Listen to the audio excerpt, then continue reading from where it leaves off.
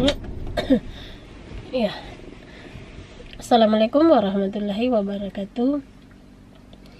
Sekarang kita akan membahas tentang keputihan pada ibu hamil. Ya, jadi ibu-ibu sekalian kalau merasa mengalami keputihan pada saat hamil, maka coba di pemikirannya itu dipikirkan bahwa ini normal-normal saja ya, sepanjang keputihannya itu jumlahnya wajar, kemudian warnanya tidak kehijauan misalnya, kemudian tidak ada rasa gatal. Nah, itu sebenarnya keputihannya adalah sesuatu yang normal buat ibu. Jadi jangan stres, jangan panik. Cobalah ibu jaga kebersihan dulu. Pakaian dalamnya diganti setiap saat. Ketika merasa sudah basah, ganti pakaian dalamnya. Kalau perlu pakaian dalamnya itu sebelum digunakan disetrika dulu. Pokoknya jaga dululah kebersihan. Kalau kemudian ibu merasa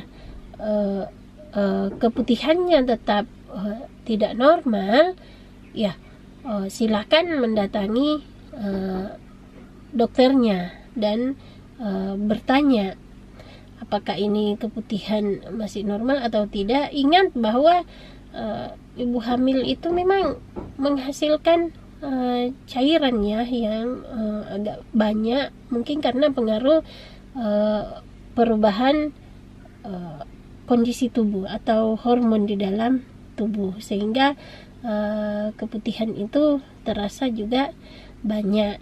Nah, kalau ibu sudah ke dokter dan dokternya menilai bahwa keputihannya ibu ini sudah perlu diterapi, maka obat yang bisa diberikan oleh dokternya itu bisa berupa obat anti kuman yang dimakan. Jadi ada yang obatnya itu dimakannya, ada yang dimasukkan di jalan lahir, ada yang dimasukkan di jalan lahir. Jadi ibu-ibu tidak perlu bingung. Kalau yang dimasukkan di jalan lahir itu ibu jangan makan, nanti salah posisi. Jadi tanya baik-baik kepada dokternya, dok, ini dimakan atau dimasukkan di jalan lahir? Kalau dokternya bilang masukkan di jalan lahir, ibu-ibu bagus untuk bertanya bagaimana caranya, supaya nanti dokternya memberikan petunjuk yang jelas bagaimana metode penggunaan obat itu, sehingga ibu-ibu tidak perlu pusing ketika pulang ke rumah baru bingung mau diapai obat ini. Mau telepon dokternya, dokternya sudah susah dihubungi karena super sibuk. Jadi sebelum meninggalkan tempat konsultasi, tidak ada salahnya ibu bertanya baik-baik, diapai ini obat ya, apakah dimakan atau dimasukkan di jalan lahir. Kemudian tanya berapa lama saya harus mengkonsumsi obat ini.